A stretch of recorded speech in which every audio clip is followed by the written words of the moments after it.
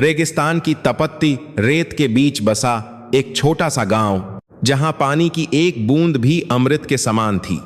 आसमान से आग बरसती थी और धरती प्यास से फट चुकी थी। यह राजस्थान के सीमावर्ती इलाके का एक ऐसा गांव था जिसे लोग भूल चुके थे।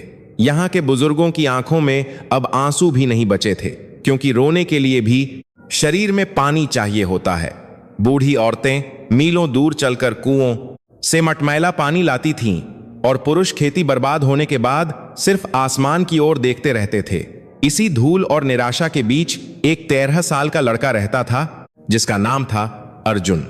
अर्जुन के पास न तो माता पिता का साया था और न ही कोई संपत्ति। उसकी दुनिया सिर्फ उसकी बूढ़ी दादी थीं, जिनकी खांसती हुई आवाज और झुर्रियों भरे हाथ ही उसका पूरा परिवार थे। अर्जुन कोई साधारण बच्चा नहीं था। जहां दूसरे बच्चे भूख से रोते थे या किस्मत को कोसते थे, अर्जुन की आंखें हमेशा कबाड़ में कुछ तलाशती रहती थीं। गांव के बाहर एक पुराना सरकारी कबाड़ खाना था, जहां जंग लगे लोहे के टुकड़े, टूटे हुए ट्रैक्टर के हिस्से, फटे हुए तार और खराब हो चुके उपकरण पड़े रहते थे। गांव के बड़े बुजुर्ग उसे पागल समझते थे।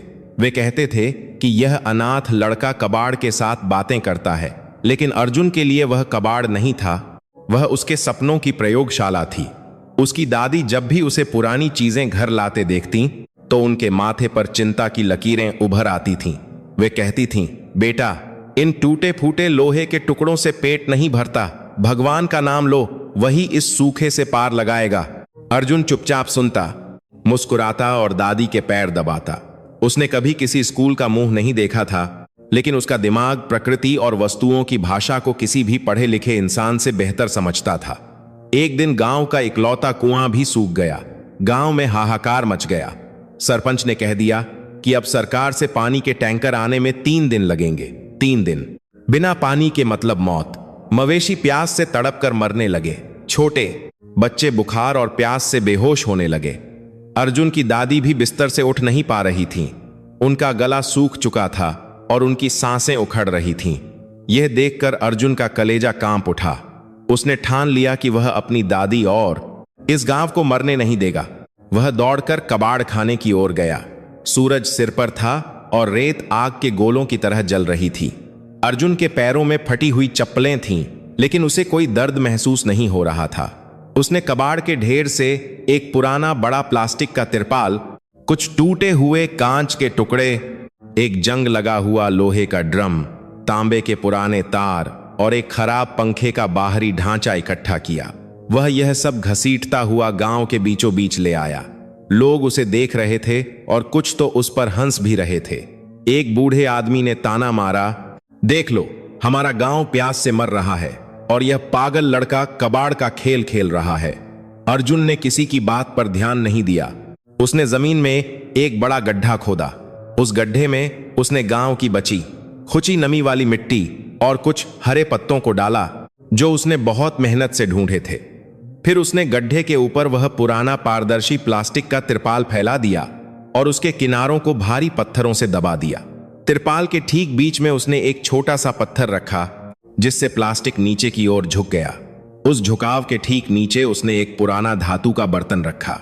इसके बाद उसने टूटे हुए कांच के टुकड़ों और पुरानी चमकदार थालियों को गड्ढे के चारों ओर इस तरह लगाया कि सूरज की सारी तेज किरणें उसी गड्ढे पर केंद्रित हो जाएं। गांव वाले उसे चुपचाप देख रहे थे। किसी को समझ नहीं आ रहा था कि वह क्या कर रहा है। दोपहर ढलने लगी। सूरज की तेज गर्मी ने गड्ढे के अंदर की बची हुई नमी को भाप में बदल दिया। वह भाप ऊपर उठी और ठंडे प्लास्टिक से टकराकर पानी की बूंदों में बदलने लगी। धीरे धीरे वे बूंदें प्लास्टिक के ढलान से सरकते हुए बीच में रखे बर्तन में गिरने लगीं। टप टप टप। यह आवाज गांव के सन्नाटे में गूंज उठी। लोग पास आने लगे। उनकी आंखें फटी की फटी रह गईं। कबाड़ से बने उस अजीब से यंत्र ने हवा और धरती की नमी को सोख कर पीने लायक साफ पानी बना दिया था। जब अर्जुन ने वह बर्तन बाहर निकाला तो उसमें एक लोटा साफ ठंडा पानी था। उसने सबसे पहले अपनी कांपती हुई दादी के होंठों से वह पानी लगाया। दादी की आंखों से आंसू बह निकले। उन्होंने अपने पोते के सिर पर हाथ रखा। यह कोई चमत्कार नहीं था, यह अर्जुन की समझ थी। उस दिन के बाद अर्जुन ने पूरे गांव में ऐसे दर्जनों गड्ढे बनाए। गांव वालों ने अपने घर के पुराने बर्तन और कबाड़ उसे दे दिए। जब तक सरकारी टैंकर आया, अर्जुन की इस सूझबूझ ने पूरे गांव की जान बचा ली थी। अब उसे कोई पागल नहीं कहता था। बड़े बूढ़े उसके पैर छूने को तैयार थे, लेकिन अर्जुन की मंजिल यह नहीं थी। उसे पता था कि गांव की मुसीबतें अभी खत्म नहीं हुई हैं। गांव के जमींदार, जिसे लोग ठाकुर कहते थे, ने इस सूखे का फायदा उठाकर गरीब किसानों की जमीनें हड़पना शुरू कर दिया था। वह कर्ज के नाम पर लोगों से अंगूठे लगवा लेता था। अर्जुन यह सब देख रहा था। ठाकुर के पास बंदूकें थीं और उसके गुंडे पूरे गांव में खौफ फैलाते थे। पुलिस भी ठाकुर की जेब में थी। गांव के लोग लाचार थे। एक दिन ठाकुर के गुंडे अर्जुन के पड़ोसी एक बूढ़े किसान का घर छीनने आए। किसान रो रहा था, लेकिन कोई आगे नहीं आया। अर्जुन से यह अन्याय बर्दाश्त नहीं हुआ। उसने अपनी दादी से कहा, दादी, रावण का राज ज्यादा दिन नहीं चलता। मैं इस ठाकुर का असली चेहरा सबके सामने लाऊंगा। अर्जुन फिर से कबाड़ खाने की ओर चला। इस बार उसकी नजर एक पुराने टूटे हुए रेडियो और एक खराब टेलीफोन पर थी। उसने दोनों के पुर्जे खोले। उसने फोन के छोटे से बोलने वाले हिस्से को रेडियो की तारों से जोड़ा। कई रातों तक वह दिए की रोशनी में तारों को जोड़ता और तोड़ता रहा। उसके पास न तो सोल्डरिंग आयरन था और न ही कोई आधुनिक उपकरण। वह कोयले की आग से तारों को जोड़ता था। अंततः उसने एक ऐसा छोटा सा उपकरण बना लिया जो आवाज को पकड़कर उसे दूर रखे रेडियो तक भेज सकता था। यह एक देसी ट्रांसमीटर था। अब चुनौती थी इसे ठाकुर के घर के अंदर पहुंचाना। ठाकुर के घर पर हमेशा पहरा रहता था, लेकिन अर्जुन को पता था कि ठाकुर को कबूतर पालने का शौक है। अर्जुन ने गांव के बाहर से एक जंगली कबूतर पकड़ा और उस छोटे से उपकरण को उसकी पूंछ के नीचे बहुत सावधानी से बांध दिया। अगले दिन उसने वह कबूतर ठाकुर की हवेली की छत पर छोड़ दिया। कबूतर ठाकुर के कमरे की खिड़की के पास जाकर बैठ गया। रात के समय ठाकुर अपने गुंडों के साथ शराब पीते हुए अपनी अगली साजिश रच रहा था। वह बता रहा था कि कैसे उसने सरकारी अधिकारियों को घूस देकर पूरे गांव की जमीन अपने नाम करवा ली है और अगले हफ्ते वह गांव खाली करवा देगा। ठाकुर के एक एक शब्द, उसकी हंसी और उसकी साजिश उस छोटे से उपकरण के जरिए सीधे अर्जुन के पुराने रेडियो में आ रही थी। अर्जुन ने वह सारी बातें एक पुराने टेप रिकॉर्डर में रिकॉर्ड कर लीं, लेकिन सिर्फ रिकॉर्ड करने से कुछ नहीं होने वाला था। गांव में कानून का कोई मोल नहीं था। अगले दिन गांव के मंदिर में बहुत बड़ा मेला था, जहां आसपास के कई गांवों के लोग और एक बड़ा सरकारी अधिकारी भी आने वाला था। अर्जुन ने रात भर मेहनत करके मंदिर के पुराने लाउड स्पीकर को अपने टेप रिकॉर्डर से जोड़ दिया। जैसे ही ठाकुर मंच पर चढ़कर अपना भाषण देने लगा और खुद को गरीबों का मसीहा बताने लगा, अर्जुन ने पीछे से प्ले का बटन दबा दिया। पूरे मंदिर में ठाकुर की वह असली आवाज गूंजने लगी, जिसमें वह गांव वालों को कीड़े मकोड़े कह रहा था और जमीन हड़पने की बात कर रहा था। ठाकुर का चेहरा पीला पड़ गया। उसके गुंडे स्पीकर बंद करने दौड़े, लेकिन तब तक अर्जुन ने स्पीकर की तारों में उच्च वोल्टेज का करंट छोड़ दिया था। गुंडों को जोर का झटका लगा और वे दूर जा गिरे। जनता भड़क उठी। सरकारी अधिकारी के सामने ठाकुर का सारा सच खुल चुका था। सबूत सबके सामने था। उसी दिन ठाकुर को गिरफ्तार कर लिया गया और किसानों की जमीनें बच गईं। गांव वालों ने अर्जुन को कंधों पर उठा लिया, लेकिन अर्जुन को यह सब देखकर खुशी के साथ साथ एक अजीब सी बेचैनी भी महसूस हुई। उसने देखा था कि कैसे कुछ पैसों और ताकत के लिए लोग अपने ही देशवासियों को धोखा दे रहे थे। उसकी दादी ने उसे हमेशा देशभक्ति की कहानियां सुनाई थीं। कैसे हमारे सैनिकों ने सीमाओं पर अपना खून बहाया है। अर्जुन सोचता था कि वह भी देश के लिए कुछ करना चाहता है, लेकिन वह अभी बहुत छोटा था। कुछ महीनों बाद सीमा के उस पार से कुछ अजीब हलचलें होने लगीं। उनके गांव के पास ही एक पुराना और सुनसान इलाका था जो सीधे सीमा से जुड़ता था। वहां अक्सर रात में कुछ अज्ञात ट्रकों की आवाजाही होने लगी थी। गांव वालों को लगा कि शायद सेना के ट्रक होंगे, लेकिन अर्जुन की पारखी नजरों ने कुछ और ही देखा था। उन ट्रकों के पहियों के निशान सामान्य से ज्यादा गहरे थे, जिसका मतलब था कि उनमें बहुत भारी सामान लदा था और उनके चलने का समय हमेशा आधी रात के बाद का होता था। एक रात अर्जुन छुपकर उस सुनसान इलाके की ओर गया। उसने देखा कि कुछ लोग जो हमारी सेना की वर्दी में नहीं थे, जमीन के नीचे बने एक गुप्त रास्ते से बक्सों में कुछ भरकर भारत की सीमा के अंदर ला रहे थे। वह हथियार और बारूद था। यह कोई आम चोरी नहीं थी, यह देश की सुरक्षा के साथ बहुत बड़ा खिलवाड़ था। अर्जुन के रोंगटे खड़े हो गए। उसे पता था कि वह पुलिस के पास नहीं जा सकता, क्योंकि उसे किसी पर भरोसा नहीं था। उसे सीधे सेना तक खबर पहुंचानी थी, लेकिन सेना की चौकी गांव से 20 कोस दूर थी और वहां तक जाना एक बच्चे के लिए असंभव था।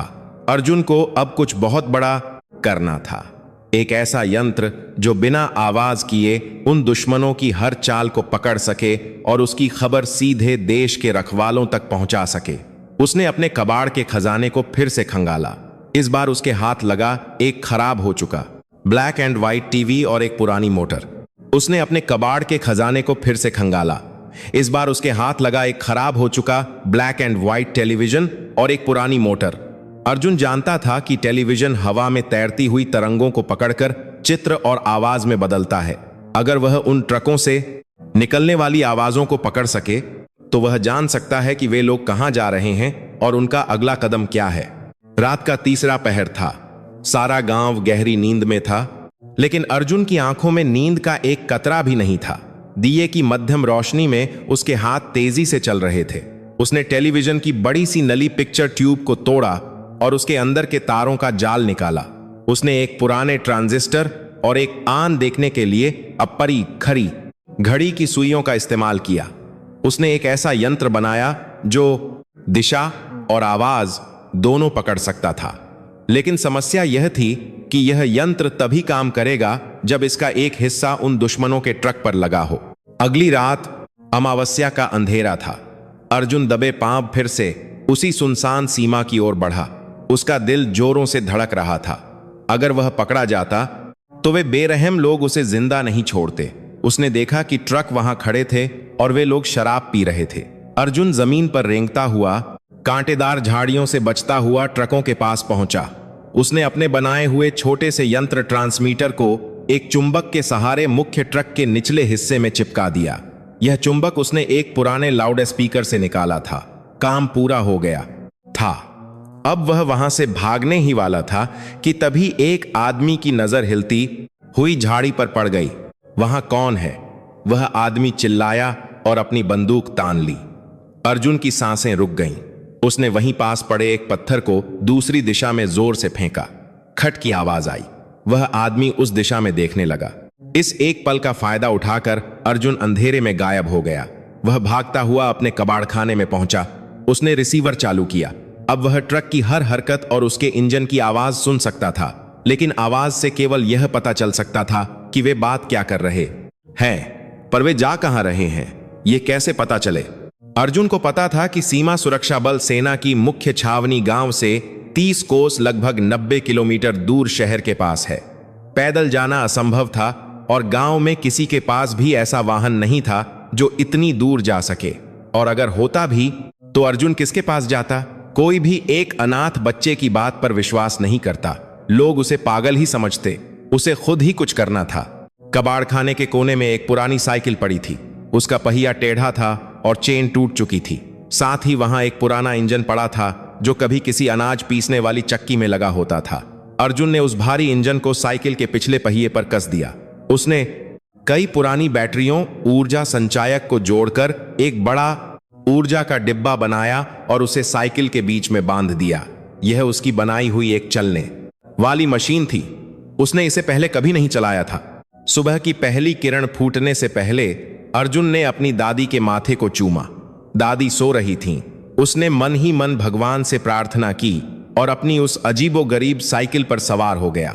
उसने जैसे ही तार जोड़े, इंजन घरघराहट के साथ चालू हो गया। साइकिल झटके के साथ आगे बढ़ी। उसका संतुलन बनाना बहुत मुश्किल था, लेकिन अर्जुन की आंखों में देश को बचाने का जुनून था। कच्ची और पथरीली सड़कों पर वह धूल उड़ाता हुआ आगे बढ़ने लगा। रास्ते में कई मुश्किलें आईं। तेज धूप के कारण इंजन गर्म हो गया था और बैटरियां पिघलने लगी थीं। अर्जुन ने रास्ते में एक तालाब के कीचड़ और पानी से इंजन को ठंडा किया। उसके कपड़े फट गए थे। चेहरे पर कालिख और मिट्टी जम गई थी। वह किसी भिखारी या पागल जैसा लग रहा था, लेकिन उसने हार नहीं मानी। करीब 6 घंटे की कड़ी मशक्कत के बाद वह उस बड़े लोहे के दरवाजे के सामने पहुंचा जिस पर अशोक चक्र का निशान बना था। यह सेना की छावनी थी। दरवाजे पर 2 लंबे चौड़े सैनिक पहरा दे रहे थे। उनके हाथों में बड़ी बड़ी बंदूकें थीं। अर्जुन को देखकर वे सतर्क हो गए। अर्जुन ने हांफते हुए साइकिल रोकी और आगे बढ़ा। साहब, मुझे बड़े साहब से मिलना है, देश खतरे में है। अर्जुन की आवाज कांप रही थी। पहरेदार सैनिक हंस पड़े। उन्होंने सोचा कि यह कोई भीख मांगने वाला लड़का है। चल भाग यहां से, यह सेना का इलाका है, कोई धर्मशाला नहीं, बड़े साहब से मिलने आया है। एक सैनिक ने उसे धक्का दिया। अर्जुन जमीन पर गिर पड़ा। उसके घुटने छिल गए, लेकिन वह तुरंत खड़ा हो गया। मेरी बात मानिए साहब, वे लोग हथियार ला रहे हैं, वे देश को नुकसान पहुंचाएंगे, मेरे पास सबूत है। अर्जुन गिड़गिड़ाया, लेकिन सैनिकों ने उसकी एक नहीं सुनी और उसे भगाने लगे। अर्जुन को समझ नहीं आ रहा था कि वह क्या करे। तभी छावनी के अंदर से एक जीप बाहर आई। उसमें एक रोबदार और गंभीर चेहरे वाले अधिकारी बैठे थे। उनके कंधों पर कई सितारे चमक रहे थे। वे वहां के प्रमुख अधिकारी कमांडर थे। जीप रुकी। कमांडर ने सैनिकों से पूछा, क्या बात है, यह शोर कैसा है? सैनिक ने सलाम करते हुए कहा, साहब, यह कोई पागल लड़का है, कहता है कि देश खतरे में है और आपसे मिलना चाहता है, हम इसे भगा रहे हैं। कमांडर ने अर्जुन की आंखों में देखा। उन आंखों में कोई डर या लालच नहीं था, बल्कि एक अजीब सी सच्चाई और बेचैनी थी। कमांडर ने अपने लंबे अनुभव से समझ लिया कि यह कोई साधारण भिखारी नहीं है। उसे पास आने दो, कमांडर ने कहा। अर्जुन दौड़कर जीप के पास गया। उसने अपनी पीठ से बंधा हुआ वह अजीब सा लकड़ी और तारों का बक्सा उतारा। साहब, मेरे गांव के पास रेगिस्तान में कुछ दुश्मन छिपे हैं। वे ट्रकों में हथियार ला रहे हैं। मैंने उनके ट्रक में अपना बनाया हुआ यह यंत्र चिपका दिया है। कमांडर ने उस अजीब सी मशीन को देखा, जिसमें एक टीवी का टुकड़ा, रेडियो की सुई और ढेर सारे तार लगे थे। कमांडर को यकीन नहीं हुआ। तुमने यह सब कबाड़ से बनाया है? यह काम कैसे करता है? अर्जुन ने तारों को जोड़ा। मशीन में से पहले सरसराहट की आवाज आई और फिर कुछ लोगों की बातें सुनाई देने लगीं। आज रात 12 बजे पुराना मंदिर, माल वहीं उतरेगा। आवाज बिल्कुल साफ थी। कमांडर और दोनों सैनिकों के चेहरे का रंग उड़ गया। कमांडर तुरंत जीप से नीचे उतरे। उन्होंने अर्जुन के यंत्र को ध्यान से देखा। सुई एक दिशा की ओर इशारा कर रही थी। अर्जुन ने कहा, साहब, यह सुई बता रही है कि वे किस दिशा में हैं और उनसे आवाज कितनी दूर से आ रही है। वे लोग उत्तर की ओर पुरानी गुफाओं के पास हैं। कमांडर एक पल के लिए सन्न रह गए। जिस काम को करने के लिए सेना के पास बड़े बड़े उपकरण होते हैं, इस 13 साल के अनपढ़ बच्चे ने कबाड़ से वह काम कर दिखाया था। कमांडर ने तुरंत छावनी के अंदर खतरे की घंटी बजवा दी। सारे सैनिकों को तैयार करो, यह कोई छोटा मामला नहीं है। कमांडर ने हुक्म दिया। पल भर में ही छावनी में हलचल मच गई। भारी ट्रक और हथियारबंद सैनिक तैयार होने लगे। कमांडर ने अर्जुन के गंदे और धूल भरे हाथों को अपने हाथों में लिया। बेटा, तुम्हारा नाम क्या है? अर्जुन ने कहा। अर्जुन। कमांडर की आंखें नम हो गईं। अर्जुन, तुमने आज इस वर्दी का मान बचा लिया। अगर यह हथियार शहर में पहुंच जाते तो बहुत बड़ा अनर्थ हो जाता। उन्होंने अर्जुन को अपनी जीप में बैठा लिया। तुम हमें रास्ता दिखाओगे? सैनिकों का काफिला धूल के गुबार के साथ रेगिस्तान की ओर दौड़ पड़ा। आगे कमांडर की जीप थी, जिसमें अर्जुन बैठा था और अपने कबाड़ से बने यंत्र से दुश्मनों का पता बता रहा था। जैसे ही सेना उस पुरानी गुफा के पास पहुंची, दुश्मनों को भनक लग गई। उन्होंने फायरिंग शुरू कर दी। गोलियों की आवाज से पूरा रेगिस्तान गूंज उठा। अर्जुन ने पहली बार असली गोलियों की आवाज सुनी थी। वह डर के मारे कांपने लगा, लेकिन कमांडर ने उसे जीप के नीचे सुरक्षित कर दिया। घबराओ मत बेटे, अब यह हमारा काम है, कमांडर ने कहा। कुछ ही घंटों की मुठभेड़ के बाद सेना ने सारे दुश्मनों को जिंदा पकड़ लिया। ट्रकों की तलाशी ली गई। उनमें भारी मात्रा में खतरनाक हथियार और बारूद भरा हुआ था। यह देश के खिलाफ रची गई एक बहुत बड़ी साजिश थी, जिसे एक छोटे से बच्चे ने नाकाम कर दिया था। जब दुश्मनों के सरदार को कमांडर के सामने लाया गया तो वह हैरान था। तुम्हें हमारी खबर कैसे लगी? हमारी योजना तो अचूक थी, सरदार ने गुस्से से पूछा। कमांडर ने मुस्कुराते हुए अर्जुन को आगे किया। तुम लोगों की योजना अचूक हो सकती है, लेकिन तुम यह भूल गए कि इस देश की मिट्टी में अर्जुन जैसे देशभक्त पैदा होते हैं। इस बच्चे ने कबाड़ से तुम्हारी मौत का सामान तैयार कर दिया। दुश्मन सरदार उस धूल से सने छोटे से बच्चे को देखता रह गया। सुबह का सूरज निकल चुका था। रेगिस्तान की रेत सोने की तरह चमक रही थी। सेना के जवान अर्जुन को ऐसे देख रहे थे जैसे वह कोई देवता हो। कमांडर ने अर्जुन को गले से लगा लिया। बेटा, तुमने वह काम किया है जो बड़े बड़े सैनिक भी नहीं कर पाते। तुम इस देश के असली सिपाही हो। उन्होंने अर्जुन को इनाम के तौर पर पैसे देने चाहे, लेकिन अर्जुन ने हाथ जोड़ लिए। साहब, मेरी दादी कहती हैं कि अपनी मां की रक्षा करने के पैसे नहीं लिए जाते। भारत माता भी तो मेरी मां है। अर्जुन का यह जवाब सुनकर वहां खड़े सभी सैनिकों की आंखों से आंसू छलक पड़े। सभी सैनिकों ने एक साथ सावधान की मुद्रा में खड़े होकर इस 13 साल के बच्चे को सलामी दी। यह एक ऐसा दृश्य था जिसे शब्दों में बयान नहीं किया जा सकता। एक अनाथ गरीब बच्चा जिसके पास पहनने को अच्छे कपड़े नहीं थे, आज उसे देश की सबसे ताकतवर सेना सलामी दे रही थी। कमांडर ने फैसला किया कि वे खुद अर्जुन को उसके गांव छोड़ने जाएंगे। जब सेना की गाड़ियां गांव में पहुंची तो पूरा गांव इकट्ठा हो गया। सरपंच और ठाकुर के चमचे, जो कभी अर्जुन को पागल कहते थे, आज डर के मारे कांप रहे थे। उन्हें लगा कि शायद अर्जुन ने कोई अपराध किया है और सेना उसे पकड़ने आई है। अर्जुन की दादी भी घबराकर बाहर आईं, लेकिन जब उन्होंने देखा कि सेना का सबसे बड़ा अधिकारी उनके पोते को जीप से आदर के साथ उतार रहा है, तो उन्हें अपनी आंखों पर विश्वास नहीं हुआ। कमांडर ने पूरे गांव के सामने कहा, यह लड़का जिसे तुम लोग पागल कहते थे, यह भारत का कोहिनूर है। आज इस बच्चे की वजह से हजारों लोगों की जान बच गई है। गांव वालों के सिर शर्म से झुक गए। दादी ने अर्जुन को गले से लगा लिया और खूब रोई। वह खुशी के आंसू थे। उस दिन गांव में दिवाली जैसा माहौल था, लेकिन अर्जुन जानता था कि उसकी यात्रा अभी खत्म नहीं हुई है। अब उसका दिमाग कुछ और बड़ा सोच रहा था। वह देश की गरीबी और लाचारी को हमेशा के लिए खत्म करना चाहता था। उस दिन के बाद अर्जुन का जीवन पूरी तरह बदल गया। सेना के उस बड़े अधिकारी, जिन्हें सब कमांडर साहब कहते थे, ने अर्जुन की पूरी जिम्मेदारी ले ली। एक ऐसा बच्चा जिसने कभी स्कूल का मुंह नहीं देखा था, और उनकी साथ में अब वह भारत की सबसे सुरक्षित और अनुशासित जगह सेना की छावनी में रहने लगा था।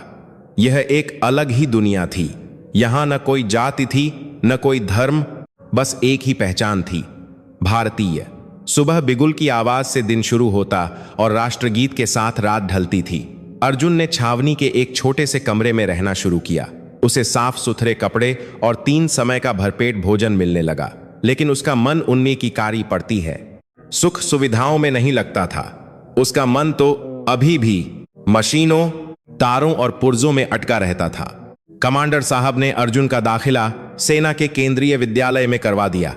शुरुआत में अर्जुन के लिए किताबों की भाषा समझना बहुत कठिन था। उसे अक्षर जोड़ने में समय लगता था, लेकिन जब बात विज्ञान और गणित की आती तो बड़े बड़े शिक्षक भी अर्जुन के सामने सिर खुजलाने लगते। जहां दूसरे बच्चे किताबों में लिखी परिभाषाएं रटते थे, वहां अर्जुन हर सिद्धांत का व्यावहारिक उपयोग बता देता था। विज्ञान की प्रयोगशाला उसका नया मंदिर बन गई थी। वहां उसे अब कबाड़ नहीं, बल्कि असली और नए उपकरण देखने को मिल रहे थे। लेकिन अर्जुन की एक आदत नहीं बदली थी। वह अब भी पुरानी और बेकार समझी जाने वाली चीजों से ही सबसे बेहतरीन यंत्र बनाता था। सेना की छावनी के एक हिस्से में खराब हो चुके सैन्य वाहनों, टूटे हुए टैंकों और काम न करने वाले यंत्रों का एक बहुत बड़ा भंडार था। अर्जुन के लिए यह किसी खजाने से कम नहीं था। स्कूल के बाद का सारा समय वह वहीं बिताता था। छावनी के मुख्य अभियंता इंजीनियर एक कड़क मिजाज के बुजुर्ग थे, जिनका नाम था विश्वकर्मा।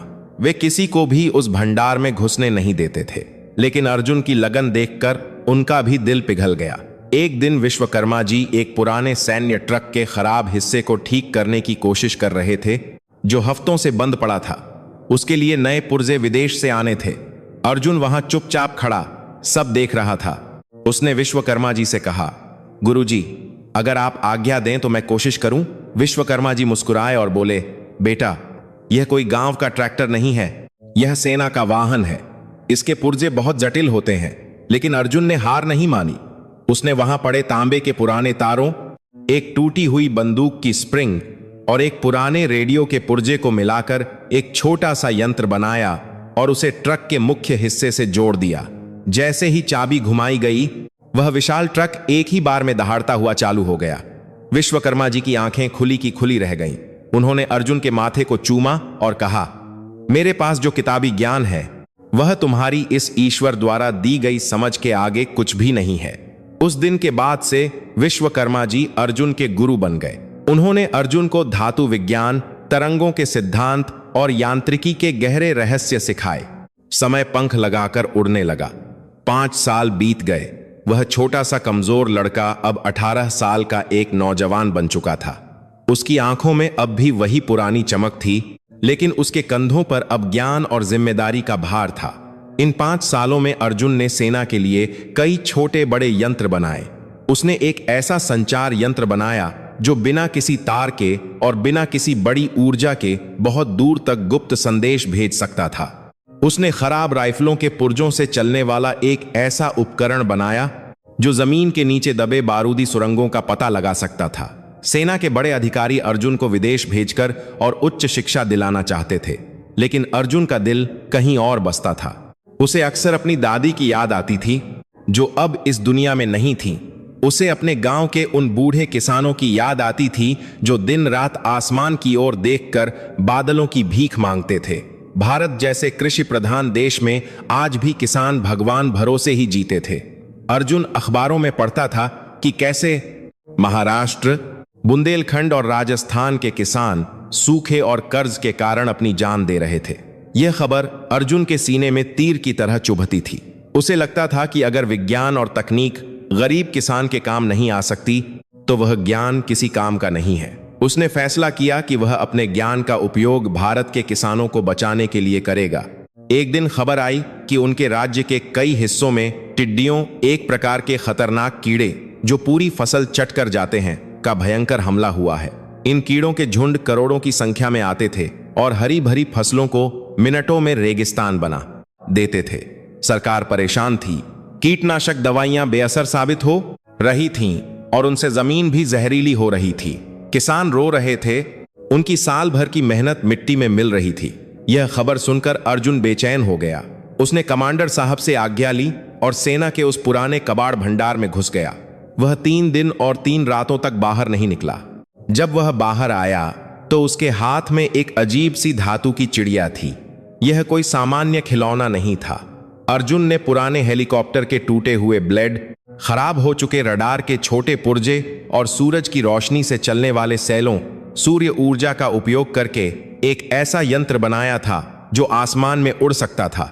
लेकिन इसकी सबसे बड़ी खासियत इसकी आवाज थी। यह यंत्र उड़ते समय एक ऐसी ध्वनि तरंग पैदा करता था जिसे इंसान नहीं सुन सकते थे, लेकिन टिड्डियों और अन्य कीड़ों के लिए वह आवाज असहनीय थी। उस ध्वनि को सुनते ही कीड़े अपना रास्ता बदल देते थे या बेहोश होकर गिर जाते थे। यह पूरी तरह से पर्यावरण के अनुकूल था और इसमें कोई जहर नहीं था। कमांडर साहब और अन्य अधिकारी यह देखकर हैरान रह गए। उन्होंने तुरंत एक सरकारी गाड़ी का इंतजाम किया और अर्जुन को उस प्रभावित इलाके में भेजा। जब अर्जुन वहां पहुंचा तो उसने देखा कि किसान अपनी खड़ी फसल को बर्बाद होते देख छाती पीट कर रो रहे थे। आसमान में टिड्डियों का एक बड़ा काला बादल मंडरा रहा था, जैसे कोई प्रलय आ रही हो। अर्जुन ने बिना समय गंवाए खेत के बीचों बीच अपनी उस धातु की चिड़िया को एक खंभे पर लगाया और सूर्य ऊर्जा से उसे चालू कर दिया। यंत्र चालू होते ही एक हल्की सी कंपन महसूस हुई और फिर एक चमत्कार हुआ। जो टिड्डियां तेजी से खेत की ओर बढ़ रही थीं, वे अचानक हवा में रुक गईं, जैसे किसी ने उनके सामने कोई अदृश्य दीवार खड़ी कर दी हो। उनमें भगदड़ मच गई।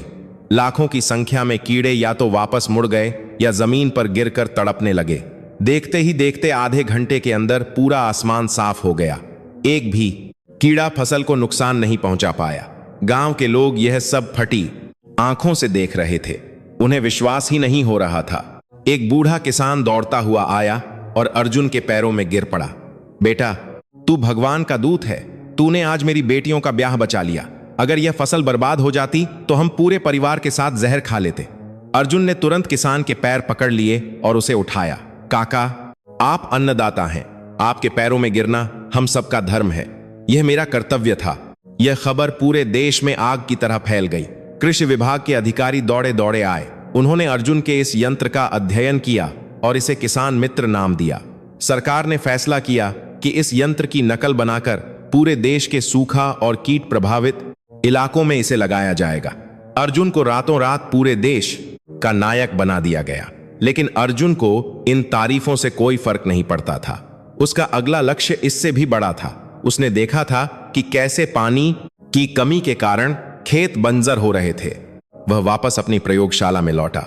इस बार उसने वायु और सूर्य की ऊर्जा को मिलाकर एक ऐसा पंप बनाने का विचार किया जो बिना बिजली और बिना डीजल के जमीन के बहुत नीचे से भी पानी खींच सके। हमारे देश के गांवों में बिजली वैसे भी बहुत कम आती थी।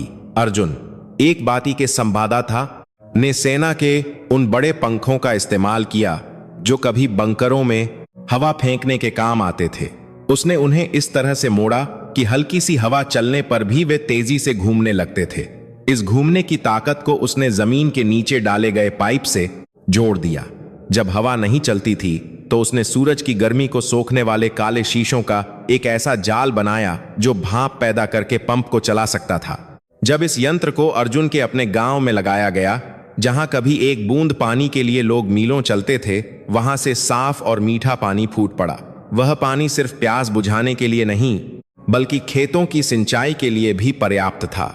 जिस गांव की जमीन कभी बंजर और सूखी थी, वहां अब सरसों के पीले फूल और गेहूं की सुनहरी बालियां लहलहाने लगीं। गांव की महिलाएं अब गीत गाती थीं। एक दिन कमांडर साहब गांव आए। उन्होंने उस लहलहाते हुए खेत के बीच अर्जुन को मिट्टी से सने हुए हाथों के साथ काम करते देखा। वह लड़का अब देश का एक बड़ा वैज्ञानिक था, लेकिन उसका मन अब भी एक किसान का था। कमांडर साहब ने कहा, अर्जुन, तुमने लाल बहादुर शास्त्री जी के नारे को सच कर दिखाया, जय जवान जय किसान। तुमने सेना के ज्ञान का उपयोग किसान के कल्याण के लिए किया है। अर्जुन ने मुस्कुराते हुए कहा, साहब, जवान सीमा पर देश की रक्षा करता है और किसान खेतों में, दोनों ही इस देश के रक्षक हैं। मेरा ज्ञान अगर इन रक्षकों के काम न आए तो व्यर्थ है। उस दिन हवा में एक अलग ही महक थी। वह महक सिर्फ गीली मिट्टी की नहीं थी, वह आत्मनिर्भर भारत की महक थी। अर्जुन ने साबित कर दिया था कि बड़ी बड़ी प्रयोगशालाओं और विदेशों में पढ़ने से ही आविष्कार नहीं होते। असली आविष्कार तो तब होता है जब दिल में अपने लोगों के लिए दर्द हो और कुछ कर गुजरने का जुनून हो। लेकिन शांति का यह दौर ज्यादा समय तक रहने वाला नहीं था। जैसे ही अर्जुन का नाम और उसके आविष्कार दुनिया के सामने आए, कुछ बुरी ताकतों की नजर उस पर पड़ गई। देश के कुछ भ्रष्ट लोग और विदेशी ताकतें यह नहीं चाहती थीं कि भारत के किसान आत्मनिर्भर बने और देश तरक्की करे। अर्जुन की इन सफलताओं ने उन बहुराष्ट्रीय कंपनियों की नींव हिला दी थी जो भारत के किसानों को अपना महंगा कीटनाशक और बीज बेचकर अरबों रुपये कमाती थीं। वे लोग अब अर्जुन के इन सस्ते और देसी आविष्कारों को खत्म करने की साजिश रचने लगे थे। उन्हें पता था कि अगर अर्जुन को नहीं रोका गया तो उनका व्यापार हमेशा के लिए ठप हो जाएगा। अर्जुन को इस बात का कोई अंदाजा नहीं था कि वह अनजाने में एक बहुत बड़े और खतरनाक जाल में फंसने जा रहा था। एक ऐसा जाल जिसमें उसके जीवन पर ही नहीं बल्कि भारत के भविष्य पर भी खतरा मंडरा रहा था। सफलता की रोशनी जितनी तेज होती है, उसके पीछे की परछाई उतनी ही गहरी और भयानक होती है। अर्जुन के आविष्कारों ने भारत के गांवों में खुशहाली ला दी थी, लेकिन 7 समंदर पार बैठे कुछ लालची व्यापारियों की नींदें उड़ा दी थीं। ये वो विदेशी व्यापारी थे जो भारत के किसानों को महंगे रसायन, नकली बीज और कर्ज के जाल में फंसाकर अपना खजाना भरते थे। अर्जुन का बनाया हुआ किसान मित्र यंत्र और वायु पंप उनकी अरबों रुपयों की कमाई के लिए एक बड़ा खतरा बन गया था। उन्हें समझ आ गया था कि इस एक अकेले हिंदुस्तानी लड़के का दिमाग उनके पूरे साम्राज्य को मिट्टी में मिला सकता है। सीधे रास्ते से अर्जुन को झुकाना असंभव था, इसलिए उन्होंने वह रास्ता चुना जो इतिहास में हमेशा से गद्दारों ने चुना है, धोखा और लालच। उन विदेशी ताकतों ने दिल्ली में बैठे कुछ भ्रष्ट अधिकारियों और एक बड़े नेता को खरीद लिया। उसमें बड़े कहा वो वरे पासवाद है। सूछा और भ्रष्ट अधिकारियों समय अर्जुन के सबसे बड़े रक्षक कमांडर साहब देश की उत्तरी सीमा पर एक गुप्त अभियान में गए हुए थे। अर्जुन छावनी की प्रयोगशाला में बिल्कुल अकेला था। यह एक भयानक तूफान से पहले की शांति थी। रात का समय था, आसमान में काले बादल घिर आए थे और बिजली कड़क रही थी। अर्जुन अपनी प्रयोगशाला में एक नए यंत्र पर काम कर रहा था। यह एक ऐसा यंत्र था जो खेतों की मिट्टी की नमी को बिना किसी तार के माप सकता था।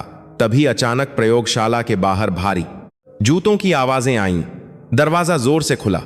वहां देश की सेना नहीं बल्कि कुछ अजनबी हथियारबंद लोग खड़े थे। उनके साथ वह भ्रष्ट अधिकारी भी था। तुम्हें देशद्रोह के आरोप में गिरफ्तार किया जाता है, उस अधिकारी ने चिल्लाते हुए कहा। अर्जुन के हाथ से औजार छूटकर गिर गया। देशद्रोह? साहब, आप क्या कह रहे हैं? मैं तो किसानों के लिए। इससे पहले कि अर्जुन अपनी बात पूरी कर पाता, एक हथियारबंद आदमी ने उसकी पीठ पर बंदूक के पिछले हिस्से से जोर का वार किया। अर्जुन दर्द से कराहता हुआ जमीन पर गिर पड़ा। उस रात अर्जुन की आंखों के सामने उसके सालों की मेहनत को बूटों तले रौंद दिया गया। उन लोगों ने किसान मित्र के मॉडल तोड़ दिए, सूर्य ऊर्जा की प्लेटें चकनाचूर कर दी और अर्जुन के सारे कागजात जिनमें उसके आविष्कारों के रहस्य लिखे थे, उन्हें बोरों में भरकर जब्त कर लिया। अर्जुन को घसीटकर एक काली गाड़ी में डाल दिया गया। उसे नहीं पता था कि उसे कहां ले जाया जा रहा है।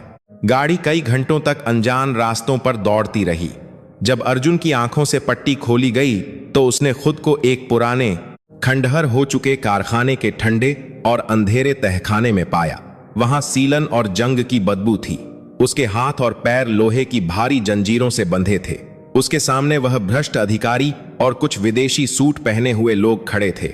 एक विदेशी आदमी जो टूटी फूटी हिंदी बोल रहा था आगे बढ़ा। उसने एक कागज का टुकड़ा अर्जुन के सामने फेंका। इस पर हस्ताक्षर कर दो, उसने कहा। यह तुम्हारी हार का समझौता है। तुम दुनिया को बताओगे कि तुम्हारे सारे यंत्र नकली हैं और तुम हमारे लिए काम करोगे। बदले में तुम्हें इतना पैसा मिलेगा जितना तुमने कभी सपने में भी नहीं सोचा होगा। अर्जुन के चेहरे से खून बह रहा था, लेकिन उसकी आंखों की आग अभी भी धधक रही थी। उसने उस विदेशी आदमी की आंखों में देखा और थूक दिया, मैं उस मिट्टी का बेटा हूं जहां घास की रोटियां खाकर महाराणा प्रताप ने महलों को ठुकरा दिया था। मेरा ज्ञान मेरे देश के किसानों के लिए है, तुम्हारी तिजोरियां भरने के लिए नहीं। यह सुनते ही उन लोगों का गुस्सा 7वें आसमान पर पहुंच गया। उन्होंने अर्जुन को यातनाएं देना शुरू कर दिया। उसे भूखा रखा गया, कोड़े मारे गए, ठंडे पानी में डुबोया गया। वे उसे मानसिक रूप से तोड़ना चाहते थे, लेकिन वे नहीं जानते थे कि इस लड़के का बचपन ही कबाड़खानों और दुखों के बीच बीता है। शारीरिक कष्ट उसे नहीं तोड़ सकते थे। 3 दिन बीत गए। अर्जुन अधमरा हो चुका था। चौथी रात बाहर भयंकर बारिश हो रही थी। तहखाने में पानी रिस रहा था। अर्जुन फर्श पर पड़ा था। पहरेदार ऊपर शराब पी रहे थे। अर्जुन को लगा कि शायद यही उसका अंत है। उसे अपनी दादी की याद आई। दादी कहती थीं, बेटा, जब सब दरवाजे बंद हो जाएं, तो अपने दिमाग की खिड़की खोल लेना। ईश्वर कोई ना कोई रास्ता जरूर दिखाता है। अर्जुन ने अपनी आधी बंद आंखों से उस तहखाने का मुआयना किया। वह एक पुरानी कपड़ा मिल का तहखाना था। एक कोने में बिजली का एक बहुत पुराना और बड़ा सा बक्सा ट्रांसफार्मर था, जिसकी तारें कटी हुई थीं। दीवार पर लोहे के कुछ पुराने पाइप थे। फर्श पर बारिश का पानी जमा हो रहा था। अर्जुन के दिमाग का कबाड़खाना फिर से जाग उठा। जंजीरें मजबूत थीं, एक दूसरा, लेकिन उसे बांधने वाले यह भूल गए थे कि वे एक वैज्ञानिक को लोहे और बिजली के बीच बांधकर रख रहे थे। अर्जुन ने देखा कि उसके पैरों की जंजीर उस लोहे के पाइप से जुड़ी थी जो सीधे उस पुराने बिजली के बक्से तक जा रहा था। बाहर तेज तूफान था और बिजली चमक रही थी। अर्जुन को पता था कि ऐसे तूफानों में पुराने कारखानों की बिजली कभी भी वापस आ सकती है, लेकिन उसे सिर्फ बिजली नहीं बल्कि एक धमाका चाहिए था जिससे ताला टूट सके। अर्जुन ने अपने फटे हुए जूतों के रबर को घिसकर जंजीर के बीच फंसाया ताकि उसे खुद करंट न लगे। उसके पास कोई औजार नहीं था। उसने अपने मुंह से फर्श पर पड़ी कुछ जंग लगी कीलों को उठाया। वह रेंगता हुआ उस पुराने बिजली के बक्से के पास पहुंचा। वहां एक खुली हुई तांबे की मोटी तार लटक रही थी। अर्जुन जानता था कि नमक का पानी बिजली का सबसे अच्छा सुचालक होता है। उसने अपने शरीर से बह रहे पसीने और खून को उस तार पर मला। तभी बाहर बिजली कड़की और कारखाने की पुरानी लाइन में करंट दौड़ गया। उस खुली हुई तार से चिंगारियां निकलने लगीं। अर्जुन ने अपनी पूरी ताकत लगाकर उस तांबे की तार को अपने पैरों की जंजीर के ताले के साथ छुआ दिया। जोर का धमाका हुआ। नीली चिंगारियां उठीं और पूरे तहखाने में धुआं भर गया। करंट की भारी शक्ति और गर्मी से वह पुराना और कमजोर ताला पिघल कर टूट गया। पूरे कारखाने की बिजली गुल हो गई। ऊपर बैठे पहरेदारों में हड़कंप मच गया। अर्जुन आजाद था। उसके पैर झुलस गए थे, लेकिन रुकने का समय नहीं था। अंधेरे का फायदा उठाकर वह एक संकरी खिड़की से बाहर कूद गया। बाहर मूसलाधार बारिश हो रही थी। कीचड़ और पत्थरों पर गिरता संभलता वह भागने लगा। पीछे से गोलियों की आवाजें आ रही थीं। पहरेदार उसके पीछे कुत्तों की तरह दौड़ रहे थे। अर्जुन एक घने जंगल में घुस गया। बारिश उसके खून और आंसुओं को धो रही थी। उसके पास न पैसा था, न कोई पहचान, और अब तो वह अपने ही देश में एक भगोड़ा बन चुका था। भ्रष्ट अधिकारियों ने टीवी और अखबारों में यह खबर फैला दी थी कि अर्जुन एक गद्दार है जिसने सेना के रहस्य बेचे हैं और अब वह फरार है। पूरे देश की पुलिस उसे ढूंढ रही थी। जंगल के बीच एक पुरानी गुफा में छिपकर अर्जुन कांप रहा था। उसे ठंड लग रही थी और बुखार चढ़ रहा था। एक पल के लिए उसे लगा कि वह हार गया है। जिन किसानों के लिए उसने अपना जीवन लगाया, आज वे भी उसे गद्दार समझ रहे होंगे। लेकिन तभी उसके अंदर से आवाज आई, नहीं, सच को हारने नहीं दिया जा सकता। अगर वह चुप रहा तो सिर्फ उसकी मौत नहीं होगी, बल्कि भारत के लाखों किसानों के भविष्य की भी मौत हो जाएगी। उसे दिल्ली पहुंचना था। उसे देश के सबसे बड़े नेताओं और जनता के सामने अपना सच रखना था। लेकिन पुलिस और गुंडे हर सड़क, हर स्टेशन पर उसका इंतजार कर रहे थे। एक ऐसा लड़का जिसके पीछे पूरी सरकारी ताकत और विदेशी पैसा लगा हो, वह हजारों मील दूर दिल्ली कैसे पहुंचेगा? अर्जुन ने गुफा के बाहर देखा। एक पुराना राष्ट्रीय राजमार्ग वहां से गुजर रहा था।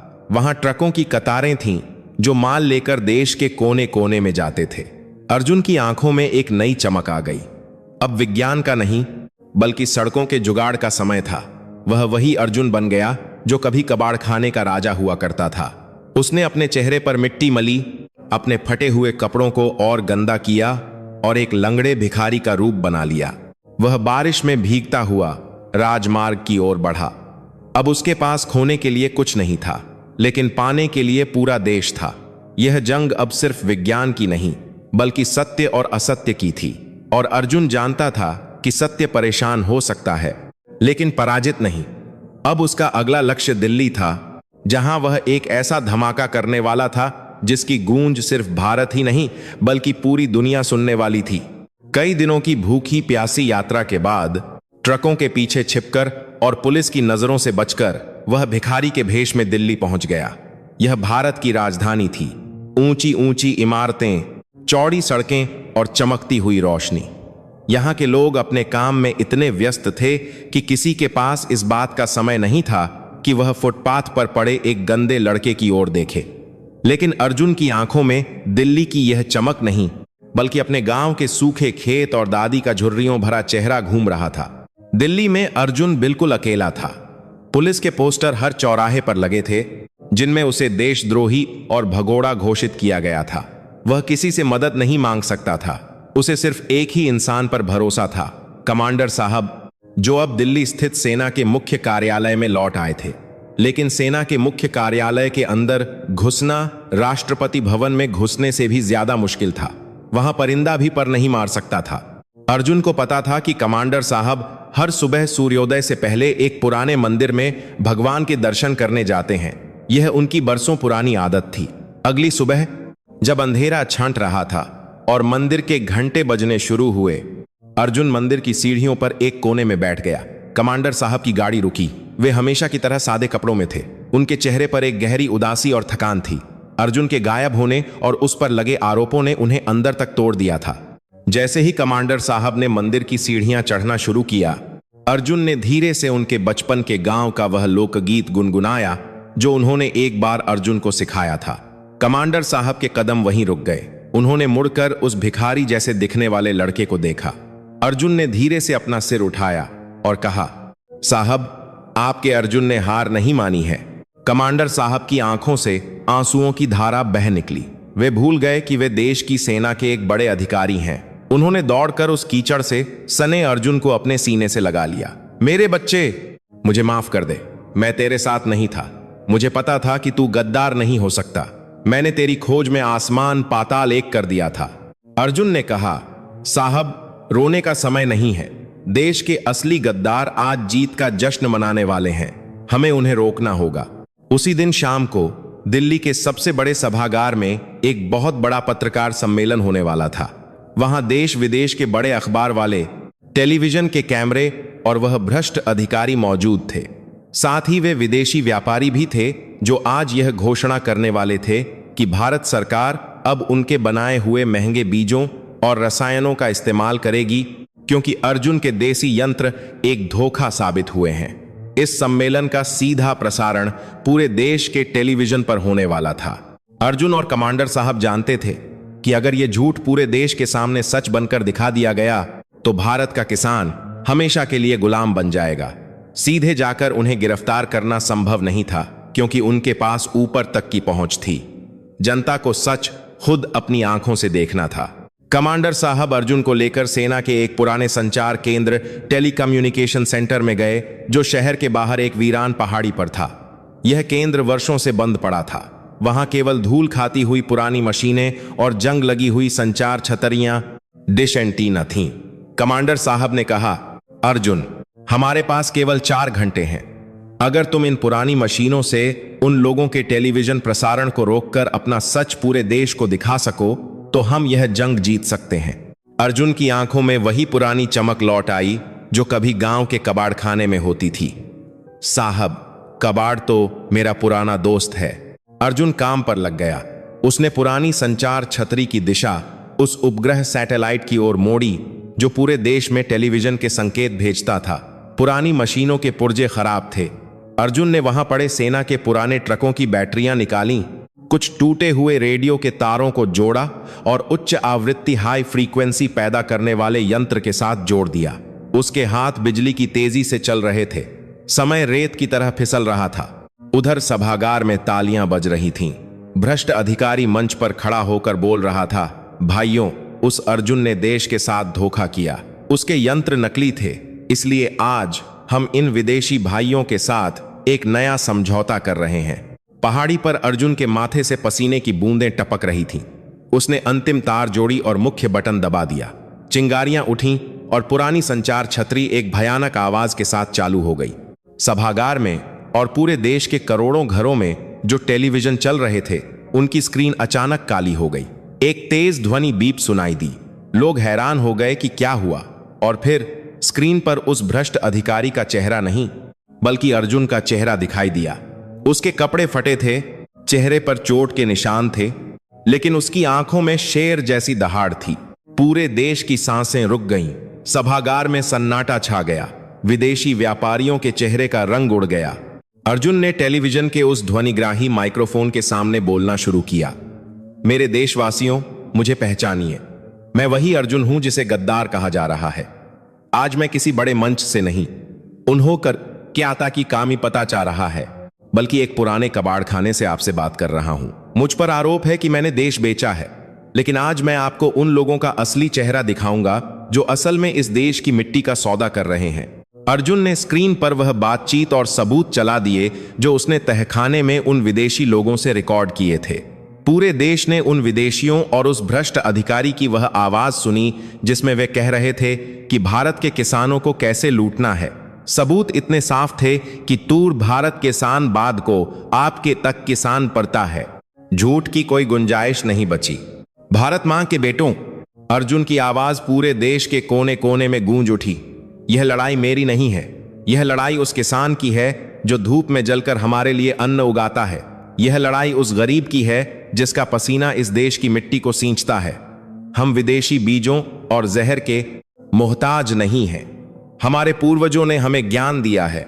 हमारे पास वेद हैं, हमारे पास प्रकृति की समझ है। हमारा देसी ज्ञान और हमारी मेहनत ही इस देश को बचा सकती है। सभागार में बैठे पत्रकारों ने उन विदेशियों और भ्रष्ट अधिकारी को घेर लिया। बाहर जनता सड़कों पर उतर आई। देश भर में एक लहर दौड़ गई। उसी समय कमांडर साहब के आदेश पर सेना और पुलिस की विशेष टुकड़ी ने सभागार को घेर लिया। पूरे देश के सामने उन गद्दारों के हाथों में हथकड़ियां पहनाई गईं। सत्य की जीत हुई थी। पहाड़ी पर अर्जुन पसीने से लथपथ होकर वहीं जमीन पर बैठ गया। उसके शरीर की सारी ताकत खत्म हो चुकी थी। कमांडर साहब ने उसे अपने गले से लगा लिया। तूने आज एक नया इतिहास लिख दिया मेरे बेटे। अगले दिन के सभी अखबारों के पहले पन्ने पर केवल एक ही नाम था, अर्जुन। उसे गद्दार से अब देश का सबसे बड़ा देशभक्त और नायक माना जा रहा था। कुछ महीने बाद 26 जनवरी का दिन था। दिल्ली का राजपथ तिरंगों से सजा हुआ था। देश के सर्वोच्च नागरिक और बड़े बड़े अधिकारी वहां मौजूद थे। आज देश का सबसे बड़ा सम्मान उस लड़के को दिया जा रहा था जिसका कभी कोई नाम नहीं था। राष्ट्रपति ने अर्जुन के गले में स्वर्ण पदक पहनाया और कहा, इस बच्चे ने यह सिद्ध कर दिया है कि ज्ञान किसी बड़ी इमारत का मोहताज नहीं होता। जिसके दिल में देश प्रेम है, उसका दिमाग शून्य से भी सृष्टि का निर्माण कर सकता है। जब अर्जुन को बोलने के लिए कहा गया तो उसने अपनी जेब से एक मुट्ठी मिट्टी निकाली। यह मेरे गांव की मिट्टी है। आज मुझे जो सम्मान मिला है वह मेरा नहीं है। यह उन फटे हुए हाथों का सम्मान है जो हल चलाते हैं। यह उन बूढ़ी आंखों का सम्मान है जो बारिश का इंतजार करती हैं। और यह उस सेना के जवान का सम्मान है जो सीमा पर अपनी छाती अड्डा कर खड़ा है। जय जवान, जय किसान, जय विज्ञान। तालियों की गड़गड़ाहट से पूरा आसमान गूंज उठा। लेकिन यह कहानी यहां खत्म नहीं होती। 20 साल बाद रेगिस्तान के उसी छोटे से गांव में, जहां कभी पानी की एक बूंद नहीं थी, अब एक बहुत बड़ा और आधुनिक शोध केंद्र, रिसर्च सेंटर बना हुआ है। वहां कोई विदेशी तकनीक नहीं है। वहां सिर्फ भारतीय ज्ञान, प्रकृति और विज्ञान का संगम है। वहां के खेतों में अब जहर नहीं डाला जाता, बल्कि सूर्य की ऊर्जा और हवा से फसलें लहलहाती हैं। उस केंद्र के सबसे बड़े कमरे में एक 40 साल का साधारण सा दिखने वाला आदमी कुछ बच्चों को एक पुराने रेडियो का पुर्जा खोलकर दिखा रहा था। उसके चेहरे पर एक शांत मुस्कान थी। वह कोई और नहीं, कमंजन सा आधा की आभर अर्जुन था। वह आज भी वही पुराने कुर्ते पायजामे में रहता था। दुनिया के बड़े बड़े देशों ने उसे करोड़ों का लालच देकर बुलाना चाहा, लेकिन उसने अपनी मिट्टी नहीं छोड़ी। एक छोटा सा बच्चा दौड़कर उसके पास आया। गुरुजी, क्या हम इन टूटे हुए तारों से नया भारत बना सकते हैं? अर्जुन ने उस बच्चे के सिर पर हाथ रखा। उसकी आंखों में अपनी दादी की यादें और कमांडर साहब का आशीर्वाद चमक उठा। उसने खिड़की के बाहर लहराते हुए तिरंगे को देखा और कहा, बेटा, जब तक हमारे दिल में अपने देशवासियों के लिए प्रेम है और दिमाग में कुछ नया करने की आग है, तब तक भारत को विश्व गुरु बनने से कोई नहीं रोक सकता। कबाड़ तो सिर्फ सामान है, असली ताकत तो इस देश की आत्मा में है। दूर कहीं से सेना के बिगुल की आवाज और मंदिर की घंटियों की ध्वनि एक साथ मिल रही थी। यह उस नए भारत की आवाज थी जहां परंपरा और विज्ञान एक साथ चलते थे। और इस आवाज का सबसे बड़ा संगीतकार वह अनाथ लड़का था जिसने अपने सपनों की उड़ान से पूरे आसमान को नाप लिया था।